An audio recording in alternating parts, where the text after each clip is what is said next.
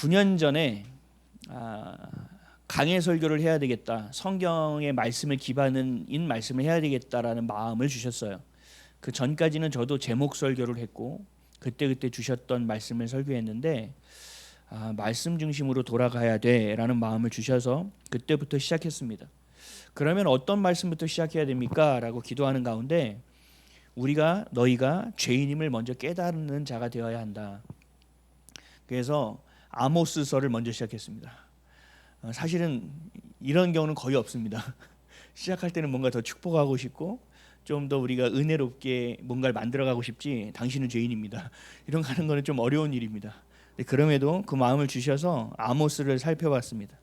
그러면 죄인이라는 걸 깨달았다면 죄인에게 필요한 것은 무엇인가? 복음이잖아요. 그래서 요한복음을 시작했습니다. 그래서 요한복음의 말씀을 함께 살펴보았어요. 그러면 죄인이고 내가 복음을 알았다면 그 복음을 가지고 어떻게 해야 됩니까? 살아내야 되겠죠. 행해야 되겠죠. 그래서 야고보서를 살펴봤어요. 야고보서 말씀처럼 우리가 복음으로 어떻게 살아가야 되는가, 복음을 가지고 어떤 생각으로 살아가야 되는가라는 것들을 보았고 또 깨달았습니다. 그렇게 실천하며 행하며 믿음으로 살아가려고 하다 보니까 우리가 살아가는 땅이 이 땅이고 하늘나라가 아니구나. 그래서 이게 너무 쉽지 않다. 우리의 가치, 더 나아가서 우리의 세계관 자체가 세상 것과 너무 많이 섞여 있기 때문에 이것은 우리가 살기 위해서 애쓰지만 제대로 되기가 어렵겠구나. 그렇다면 뭘 해야 되는가? 세상으로부터 출애굽을 해야 된다. 우리의 생각과 우리의 마음, 우리의 습관과 태도 자체가 세상에서 살던 자가 아니라 출애굽, 홍해를 건너와서 광야를 통하여 약속의 땅으로 걸어갈 수 있는 그런 신앙이 우리에게 있어야 된다. 그래서 출애굽기 강의를 시작했습니다. 출애굽기를 마치고 있다가 그러면 출애굽한 광야에서 우리의 실생활 가운데서 어떤 실제적인 말씀의 적용이 이루어질 수 있는가? 그래서 민수기를 봤습니다. 광야 가운데 돌았던 그 이스라엘 백성을 통해서 우리의 모습을 빗대어 보고 회개하고 또 돌이키며 걸어갈 수 있는 길. 거기까지 됐더니 우리가 교회가 되어가고 있더라고요. 그래서 이제는 뭔가 교회가 되어가고 있구나. 그래서 교회에 대한 것을 온전히 알아봐야 되겠다. 우리가 진짜 교회가 무엇인지에 대해서 말씀을 나누고 말씀을 먹어야겠다 해서 살펴본 말씀이 에베소서입니다. 그래서 에베소서가 2년이 지났고 오늘로 인하여 마무리되게 됩니다. 그럼 우리 이제 교회가 된 거예요. 우리 교회가 되어지고 있어요. 지어져 가고 있어요. 서로 연합되어져 가고 있어요. 그런데 연합되어지면서 교회를 통하여 세상을 바라보니 이 세상이 정치, 경제, 사회, 문화가 다 무너지고 있습니다. 정치, 경제, 사회, 문화만이 아니라 교회도 완전히 폭망하는 단계에 이르러 있습니다. 너무 심각합니다. 밖에서 이야기를 하는데 어떤 누군가가 이게 성찬에 대한 이야기를 나누었어요. 그래서 우리 교회는 성경의 절기에 따라서 성찬을 합니다. 이런저런 얘기를 했어요. 그랬더니 이제는 큰일이야 라는 어떤 목사님이 얘기해요. 그래서 왜요? 세례를 받지 아니한 사람도 성찬에 다 참여해. 그게 무슨 말씀이세요? 그랬더니 여기도 교회도 그렇대요. 저기 교회도 그렇대요. 이게 무슨 말씀이세요? 성찬에 참여하지 않으면 세례 받지 아니하면, 세례는 뭐예요? 거듭나지 아니하면 내 죄를 그대로 가지고 있으면 그 죄가 너희가 죄를 먹고 마신다고 하나님께서 말씀하셨는데 어떻게 그런 일이 일어날 수 있습니까? 라고 얘기했더니 제가 바보가 됐어요. 너무 순진한 목사가 되었습니다. 아니 그것도 아직도 몰라? 그런 사람이 얼마나 많은데? 교회들이 대부분 그러고 있는데? 제가 더 충격을 받았습니다. 그리고 얼마 전에 바이블톡에서 우리 교회에 대한 글을 썼더니 어떤 장로님이, 아는 장로님이 보냈는데 또 다른 장로님이 큰 교회에 문자가 왔대요. 어떻게 이런 교회가 아직 있을 수 있습니까? 어떻게 이렇게 단호하게 하나님 말씀을 따라가는 교회가 있을 수 있습니까? 놀래서 문자가 왔다는 거예요. 잘 보세요. 당연한 겁니다. 당연한 건데 세상은 놀랍니다. 당연한 건데 세상은 하지 않습니다. 근데 이게 그냥 세상이 아니라 교회 안의 이야기입니다. 너무나 심각한 이야기죠. 너무 폭망하고 있어요. 너무 어려워지고 있습니다. 시대가, 그래서 우리가 이렇게 예배하고 드리고 우리가 이 나라와 이 민족을 위하여 기도하는 것이 얼마나 가치가 있을 수 있을까라는 생각이 들 정도로 너무나 암흑 가운데, 어둠 가운데 있다라는 겁니다.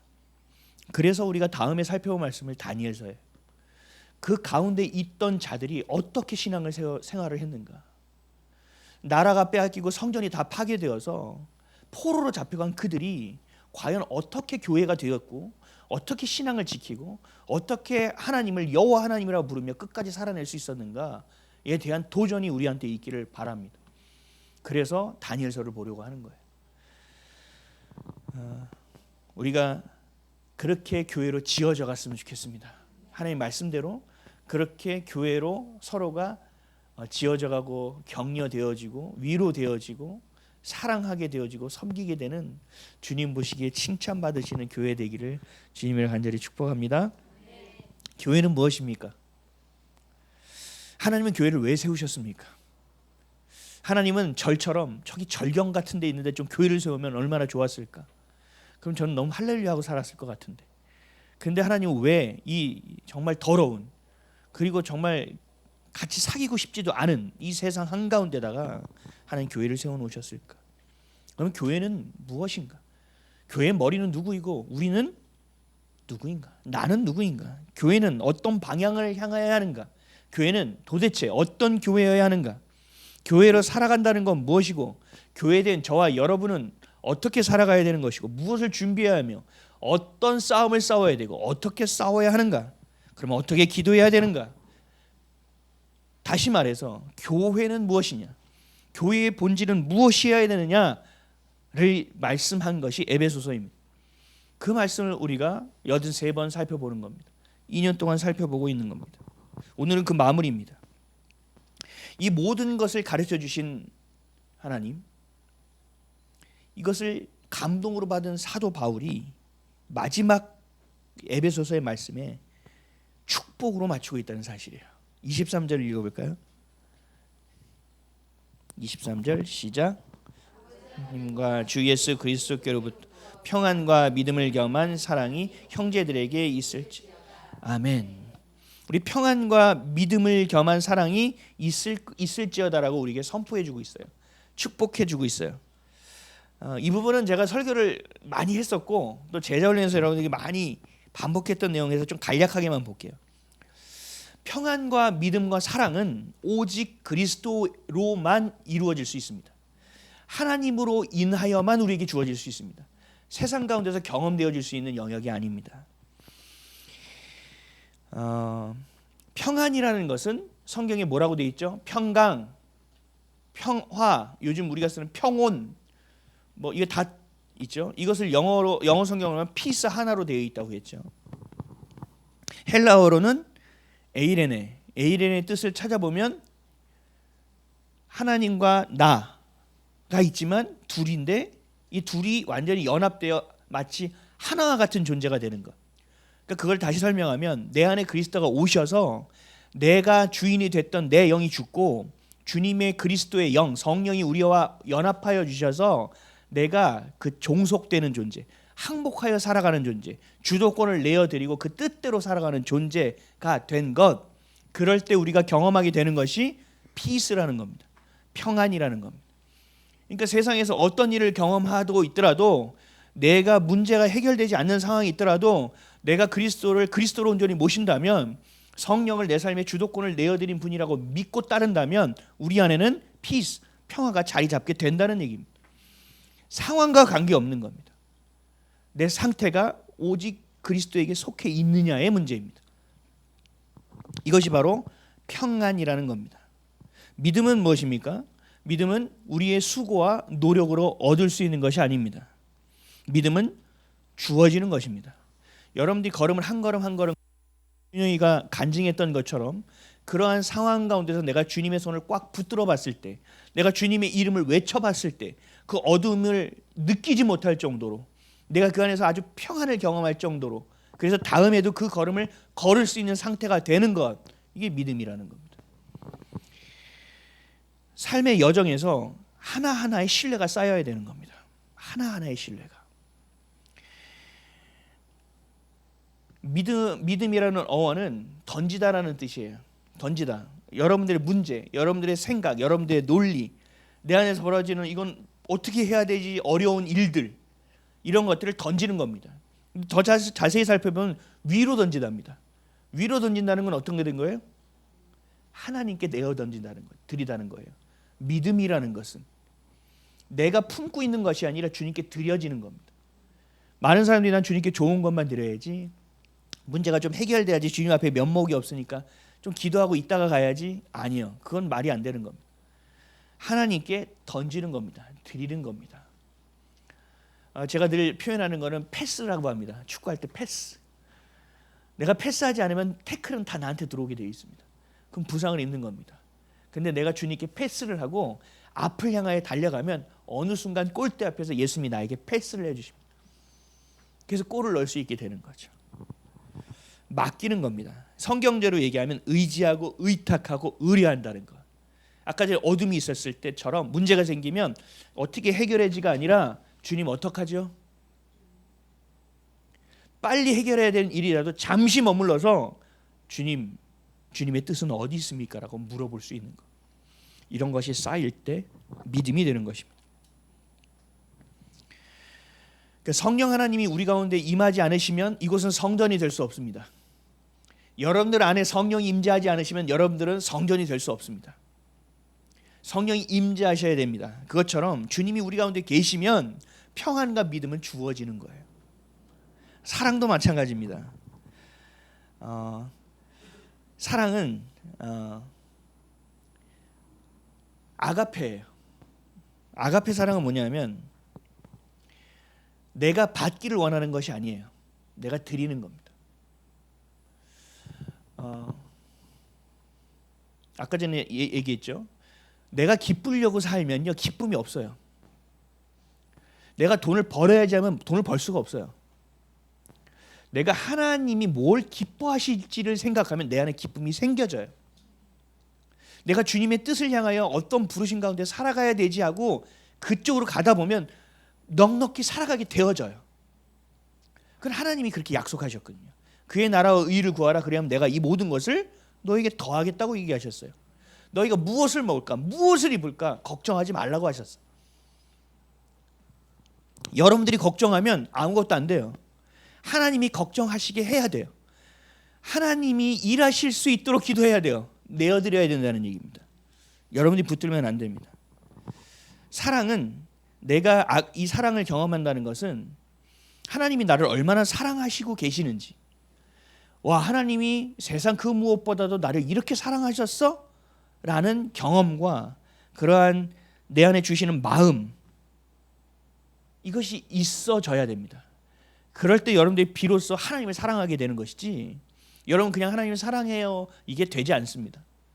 우린 그렇게 되는 존재가 아니에요. 아무것도 없는 존재이기 때문에 사랑이 아예 0입니다. 그 사랑이 우리에게 임할 때 비로소 주님을 사랑할 수 있게 되는 겁니다. 부부 간의 사랑도, 부모와 자녀 간의 사랑도, 이웃 간의 성도 간의 사랑도 동일합니다. 하나님과의 관계 안에 있을 때 평안과 믿음이 주어지는 것처럼 그 사랑도 우리 안에서 번져가게 되고 충만하게 되어지는 것입니다. 충만하여 넘치는 것을 가지고 나누어 주는 것입니다. 그래서 진짜 축복은 무엇이냐? 바라크라고 했죠. 진짜 축복은 뭐예요? 무릎을 꿇다. 누구에게요? 하나님께. 이것을 아는 자는 하나님께 무릎을 꿇을 수밖에 없는 겁니다. 내가 가난하다고 한탄하는 자가 아니라 그 가난을 허락하신 하나님 앞에 무릎을 꿇는 겁니다. 내가 열심히 노력했는데도 잘 되지 않는 것을 가지고 탓을 하는 것이 아니라 그것에 대한 주님 안에 섭리와 주도권을 내어드리고 무릎을 꿇는 것입니다. 내가 비록 이럴지라도 그럼에도 불구하고 하나님은 나를 사랑하시기 때문에 하나님은 반드시 선한 것을 주실 줄 믿습니다 라고 감사로 나아가는 것입니다. 이게 진짜 축복이에요. 진짜 축복을 아는 자들입니다. 그런데 그런 축복을 우리를 자녀 삼아 주신 분, 우리 안에 와 주신 분이 우리에게 이렇게 얘기합니다. 네가 복의 근원이다라는 겁니다. 맞죠? 당연히 여러분들이 복의 근원이에요. 저는 밖에 나가서 당당한 게 뭔지 아세요? 예전에도 뭐 싸움이 나면 뭐라고 하면 제가 뭐라 그랬어요. 그때는 제대로 된 믿음도 아니었지만 누구랑 막 싸워요. 그럼 제가 얘기해요. 당신 돈 얼마 벌어? 지금 내 시간이 얼마나 아까운지 알아? 내가 지금 1시간 얼마 버는 사람인지 알아? 그럼 막 당황합니다. 차는 꼬집을 타고 다니면서 막 얘기합니다.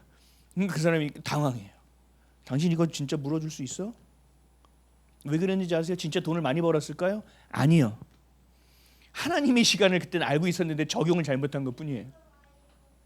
여러분들은 그런 존재예요. 나의 1시간, 나의 10분으로 하나님이 이 땅을 변화시키게 하실 수 있는 그런 존재가 바로 여러분입니다. 아멘이십니까? 우리 옆 사람에게 인사하겠습니다. 당신이 복의 근원입니다. 한 번 더요. 당신이 축복입니다. 당신이 축복입니다. 아멘이시죠? 여러분들의 정체성을 분명히 하시고 당당하십시오. 여러분들로 인하여 그들이 먹고 사는 겁니다. 여러분들로 인하여 아직 심판이 임하지 않는 겁니다. 여러분들 덕분에 그들이 숨쉬고 살아가고 있는 겁니다. 이거를 반드시 기억하시는 저 여러분 되시기를 주님의 이름으로 간절히 축복합니다. 오늘 우리가 본격적으로 알아볼 말씀은 24절 맨 마지막 절이에요. 한번 다 같이 읽어볼까요? 24절 시작.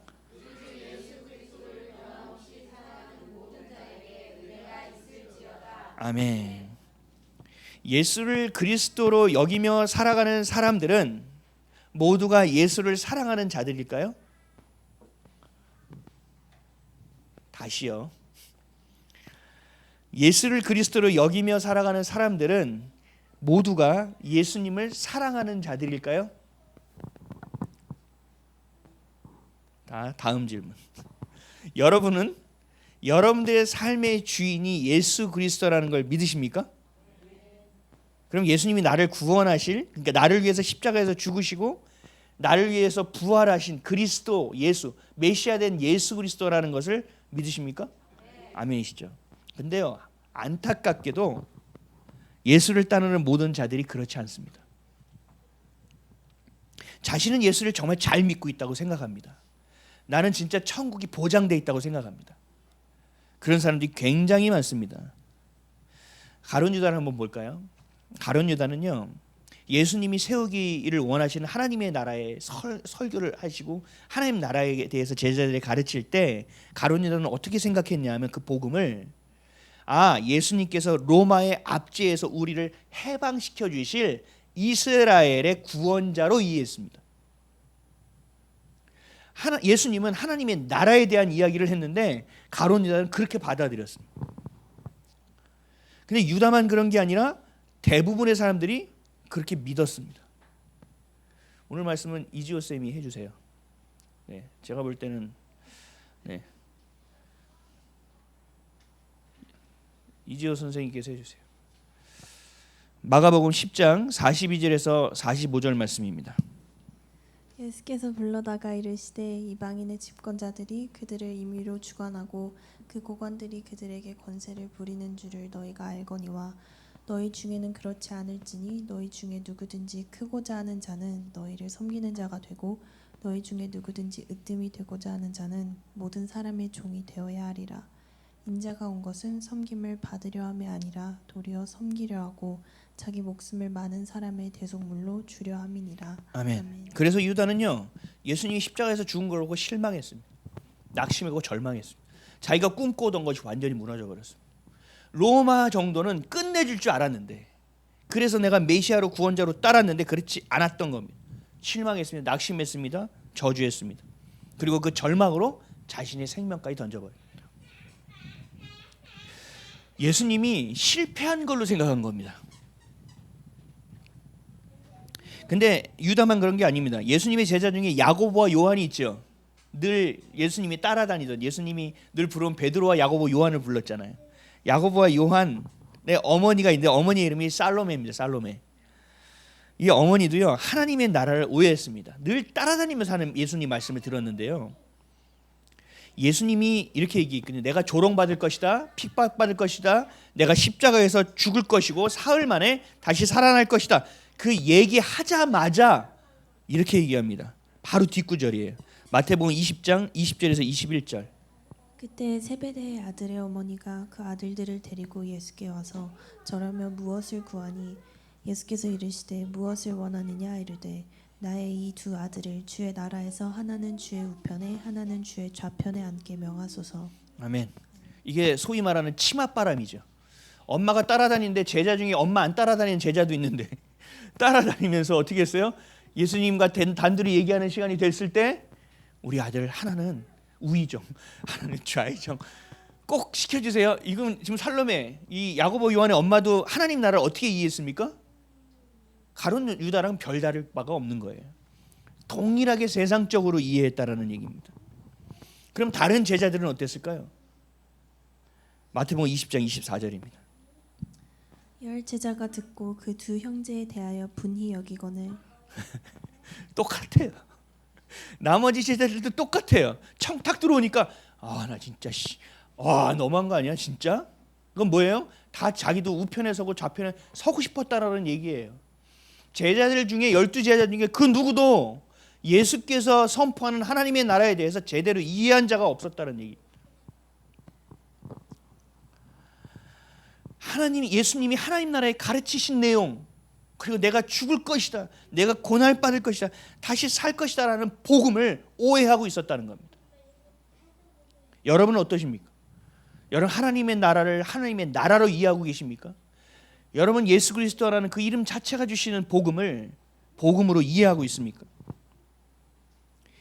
복음을 오해하는 사람들이 너무 많습니다. 하나님의 나라를 오해하는 사람도 너무 많습니다. 복음이 로마의 합제에서 해방시킬 수 있는 것으로 믿은 것처럼 요즘 사람들은 이렇게 믿습니다. 복음을 가지면, 내가 하나님을 믿으면 내가 좀 더 잘 살게 될 거야. 내가 좀 더 넉넉하고 풍족하게 살게 해주시지 않을까? 내가 이 질병에서 낫게 해주시지 않을까? 남들보다 나를 좀 더 높여주시지 않을까? 실패보다는 성공시켜주지 않을까? 나의 필요를 위해서 예수님을 향하는 사람들이 많다는 얘기입니다. 이것은요, 가룟 유다와 제자들이 예수님에 대한 복음을 오해했고 하나님의 나라를 오해했던 것과 동일합니다. 기독교는 그렇지 않습니다. 복음은 그렇지 않습니다. 하나님의 나라는 그렇지 않습니다. 하나는 때로는 질병을 주시기도 합니다. 그 질병으로 마음을 가난하게 해서 끝까지 천국의 하나님의 나라의 끈을 놓치지 않게 하실 때도 있습니다. 하나님은 우리에게 직장을, 자영업을 망하게 하실 때도 있고, 직장에 잘리게 할 때도 있고, 또 누군가를 통해 나를 괴롭히게 할 때도 있고, 수많은 어려운 가정 가운데 놓이게 할 때도 있습니다. 그런데 하나님이 그렇게 하시는 이유는 뭡니까? 우리를 깨우시는 겁니다. 그리고 그 부르심의 뜻대로 살기를 간절히 원하신 하나님의 마음이 담겨 있는 겁니다. 우리가 하나님의 복음을 오해하고 있다면 가룟 유다와 같이 실망하는 겁니다. 제자들과 같이 다 도망가 버리는 상황이 되는 겁니다. 사도 바울은 마지막 구절을 통해서 우리에게 변함없는 사랑으로 그리스도를 섬기라는 것, 그것을 축복하고 있다라는 거죠. 그런데 우리가 조건부를 가지고 주님을 향하여 나아가고 있다면 우리는 절대로 주님을 변함없이 사랑할 수 없습니다.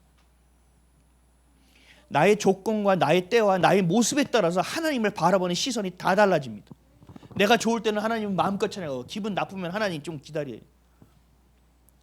하나님 나한테 어떻게 이럴 수가 있어? 자기도 모르게 하나님 위에 앉아 있습니다. 하나님의 이 아가페 사랑, 그리고 우리가 전적으로 믿는 믿음, 그것은 불변하지 않는 기준이 있어야 됩니다. 조건적이어서는 안 됩니다. 반드시 변질되게 되어 있습니다. 예수님의 제자들도 다 그랬습니다. 예수님한테 직접 배운 자들도 이랬습니다. 우리도 그럴 수 있습니다. 복음을 오해할 수 있고 하나님 나라를 오해하고 내 생각대로 투영하여 내가 복음을 만들어낼 수 있습니다. 하나님의 나라는요, 복음은요, 완전히 반대입니다. 하나님의 나라는 우편에 앉히고 좌편에 앉는 것이 아닙니다. 낮은 자리에 앉는 겁니다. 질병을 낫게 해달라고 기도하지만 주님이 족하다고 얘기하면 감사하는 겁니다. 내가 살기 위한 것이 아니라 내 생명을 내어드리는 것입니다. 완전히 반대입니다. 로마서 8장 17절입니다. 자녀이면 또한 상속자 곧 하나님의 상속자요 그리스도와 함께한 상속자니 우리가 그와 함께 영광을 받기 위하여 고난도 함께 받아야 할 것이니라. 아멘. 뭐라고 하셨어요? 너희가 상속자다. 하나님의 나라를 받은 자이다. 그것을 상속으로 받을 자이다. 그런데 그것을 하려면 어떻게 된다고요? 그 영광을 받기 위해서는 고난도 함께 받아야 할지니라. 예수님도 말씀하셨어요. 세상이 나를 싫어하기 때문에 너희들도 미워할 것이다. 결국 하나님 나라가 세워질 때 우편에 세워달라고 했던 야고보 요한의 어머니 살로메는 진짜 복음이 뭔지, 진짜 사랑이 뭔지, 삶의 이유가 뭔지를 몰랐다는 얘기입니다. 다들 마찬가지였습니다. 근데 그것을 알게 되니 어떤 일이 벌어지는지 아십니까? 다 복음이 필요한 곳을 향하여 걸어갑니다. 그 말도 안 되게 이해 못했던 제자들이 죽을 자리를 찾아가기 시작합니다. 그래서 야고보, 오른편에 앉혀달라고 했던 야고보가요, 제자 중에 제일 먼저 순교합니다. 사도행전 12장 1절에서 2절입니다. 그때 헤롯 왕이 손을 들어 교회 중에서 몇 사람을 해하려 하여 요한의 형제 야고보를 칼로 죽이니. 아멘. 놀랍지 않습니까? 우리가 예수님을 오해하고 복음을 오해하면 잘못된 기대를 하게 됩니다. 그릇된 믿음을 갖게 합니다. 그리고 이것을 믿음으로 착각합니다. 그리스도를 사랑하는 것이 조건적이었다면 그리스도를 마음 다해 사랑할 수 없습니다. 그래서 바울을 통해 에베소서의 마지막에 주신 말씀이요, 아주 절절한 울림이 있어.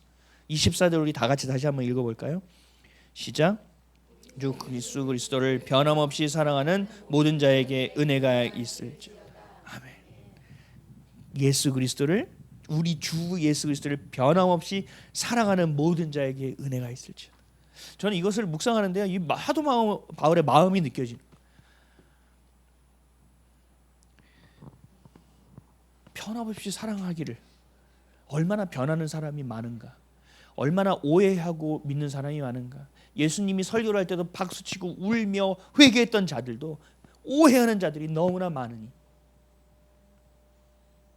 오늘날도 마찬가지입니다. 복음을 전합니다. 주님께 것을 전합니다. 내가 기분 나쁜 말씀을 듣지 않습니다. 내 생각과 동일한 것만 먹습니다. 은혜는요, 오늘 은혜 받았습니다 목사님, 우리 교회는 그런 거 없어서 너무 좋아요. 가식이 없어. 은혜 받았습니다 라는 것은 내가 오늘 듣기 좋은 말씀 들어서 너무 좋아요, 이런 뜻이거든요 다.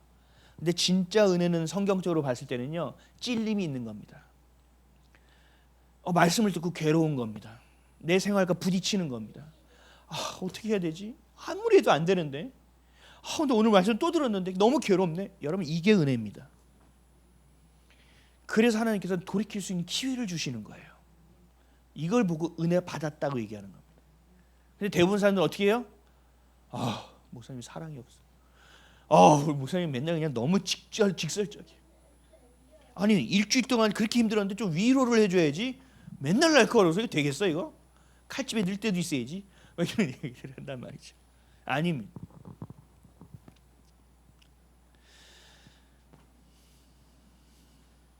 기독교는요, 어떤 형상도 만들지 않아요. 그렇죠? 우리가 성지순례 가보잖아요. 거의 없어요. 남아있는 게 없어요. 근데 그리스나 로마를 가보면요, 저는 안 가봤는데요, 저는 VR로 가봤습니다. 가봤더니 얼마나 많은 게 남아있나요? 근데 대부분이 신전입니다. 사람들이 가서 얘기하는 건 뭐죠? 이렇게 오래전에 만든 게 어떻게 아직까지 남아있지 하고 경이롭게 생각합니다.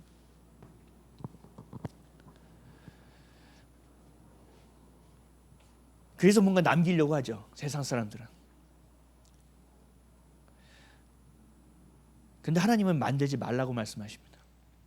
순간을 기념하는 게 아니라, 내 조건에서 섬기는 것이 아니라 영원한 것을 향하는 것이 우리이기 때문에 그렇습니다. 보이는 것을 믿는 것이 아니라 보이지 않는 분을 믿는 자들이기 때문에 그렇습니다. 그래서 우리는 신전을 세우고 뭘 만드는 게 아닙니다. 아무리 우리가 큰 교회를 짓더라도 영원한 것은 없습니다. 유럽에 가서 교회를 보면 다 넘어갔습니다. 술집으로 다 넘어갔습니다. 나이트로 넘어간 데도 봤습니다, 제가. 우리나라는 어떨까요? 이단에게 넘어가고 있습니다.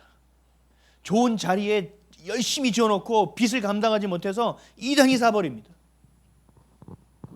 주님은 말씀하시는 거예요. 그런 걸 남기는 게 아니라는 얘기예요. 주님은 우리에게 뭘 남기라고 말씀하십니까? 추억을 남기라, 기념을 남기라, 너의 성취를 이룩한 것을 보이라? 아닙니다. 주님 뭐래요? 낮아지라는 것입니다. 주님은요, 너희의 생각과 너희의 마음이 그리스도의 것이 되라는 것입니다. 신앙으로 거룩하게 살아가라. 그 거룩한 삶을 남겨라. 그 거룩한 정신을 남겨라. 그 거룩한 영을 남겨라. 그리하여 너희의 자녀들이, 너희의 이웃들이, 건물이 아닌 그 사람들이 그 복음을 전해 듣고 그 복음으로 살아가는 것을 남겨라라고 말씀하고 있는 겁니다. 이것이 성경에서 말하는 교회입니다. 그래서 주님은 만들지 말라는 겁니다. 어떤 것도 내 형상을 만들지 말라는 겁니다. 그렇게 되어서 믿음이 되는 게 아니라는 얘기입니다. 저는 점점 예수 그리스도를 사랑하게 되고 있습니다. 왠지 아세요? 그 사랑을 경험하고 있으니까요. 그 사랑이요 얼마나 컸다라는 것을 깨닫게 되니까요. 십자가의 사랑이 얼마나 나중에 더 감사하게 되는지 아세요? 내가 죄인이구나. 야 이거 해도 안 되네. 똑같은 데서 계속 넘어지네. 야 이거는 될 수 있는 거야? 그래서 예수님께서 나를 위해서 십자가에 죽으셨구나. 내 죄가 깊어지고 되지 않고 또 되지 않을 때 십자가의 은혜가 더 내게 강렬하게 다가오는 겁니다. 그럴 수밖에 없었던 하나님 아버지의 마음과 그럴 것을 알고 그 길을 걷고 마지막에 호흡까지 주시면서 피 한 방울까지 뽑아주셨던 예수 그리스도의 사랑이 내게 전달되는 것입니다. 그때는 섭섭했어. 그때는 하나님 왜 이러셨지? 왜 그때 들어주지 않았어? 라지만 지나가고 났을 때 야 하나님이 나를 진짜 사랑하셔서 그때 그것을 참고 계셨구나. 그때 이것을 주실 수밖에 없었구나. 그때 나를 힘들게 하실 수밖에 없었구나라는 주님의 진심의 마음이 내 마음에 전달될 때 비로소 그 사랑이 내 안에 채워지게 되는 겁니다. 그래서 내가 주님을 더 사랑하게 되는 거예요. 어제보다 오늘 내가 주님을 더 사랑하게 되어야 되는 거예요. 오늘보다 내일 주님을 내가 더 사랑해야 되는 겁니다. 노력해서 되는 게 아니라니까요. 그 가운데 그 그리스도 안에 있을 때만 가능한 일입니다.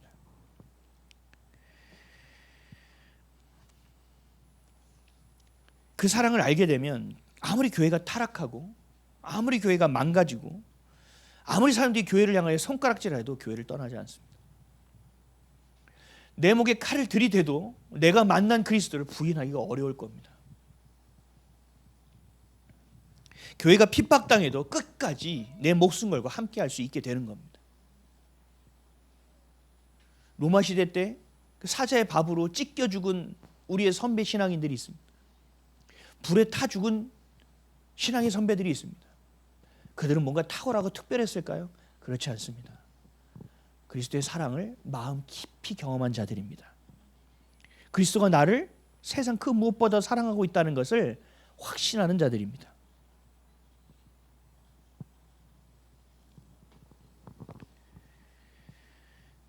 교회는 예수 그리스도의 피값으로 세워진 곳입니다. 교회의 머리는 그리스도시고 교회 자체는 그리스도의 소유입니다. 그래서 바울이 사울이었을 때 교회를 핍박할 때 예수님께서 이렇게 말씀하셨어요. 사도행전 9장 4절에서 5절입니다. 땅에 엎드려져 들음에 소리가 있어 이르시되 사울아 사울아 내가 어찌하여 나를 박해하느냐 하시거늘 대답하되 주여 누구시니까 이르시되 나는 네가 박해하는 예수라. 아멘. 교회를 박해할 때 예수님이 박해 당한다고 말씀하시는 겁니다. 그래서 우리는요 교회를 욕되게 하면 안 됩니다. 저는 교회가 잘못하는 거 많습니다. 그런데 좀 제발 세상 법정에 좀 안 가져갔으면 좋겠어요. 주님도 그렇게 세상 법정에 가져가지 말라고 하셨는데 누구 이번에 뭐 총회장이 뭐 하여튼 그런 이상한 일을 벌였어요. 근데요 그쪽은 그렇게 할 수밖에 없습니다. 복음이 변질되어 있는 자들은 그렇게 또 됩니다. 그렇다고 우리가 욕하면 안 됩니다. 교회를 욕해서는 안 됩니다. 주님께서 심판하실 부분은 하나님이 심판하십니다. 주님께서 무너뜨릴 건 주님이 무너뜨리십니다. 우리가 하나님이 계시다는 걸 믿는다면 여러분 기도하셔야 돼요. 그리고 주님께서 그 적당한 때에 우리에게 뭔가 해야 된다고 말씀하실 때 그때 생명 걸고 움직이면 됩니다. 우리 스스로가 여러분 스스로를 사랑하셔야 됩니다. 여러분 스스로를 아껴야 합니다. 왠지 아세요? 여러분들이 교회이기 때문에 그렇습니다. 여러분들 스스로를 아껴야 우리가 함께하는 이 교회도 아낄 수 있습니다. 서로 간의 교회를 아낄 수 있습니다. 서로를 욕되게 하지 않을 수 있습니다. 교회를 마음 다해 사랑해야 하고 나 자신을 사랑해야 되고 내 이웃을 사랑하는 것이 되어야 합니다. 이것이 주님께서 말씀하시는 교회입니다. 에베소서 1장 21절에서 23절입니다. 모든 통치와 권세와 능력과 주권과 이 세상뿐 아니라 오는 세상에 일컫는 모든 이름 위에 뛰어나게 하시고 또 만물을 그의 발 아래에 복종하게 하시고 그를 만물 위에 교회의 머리로 삼으셨느니라.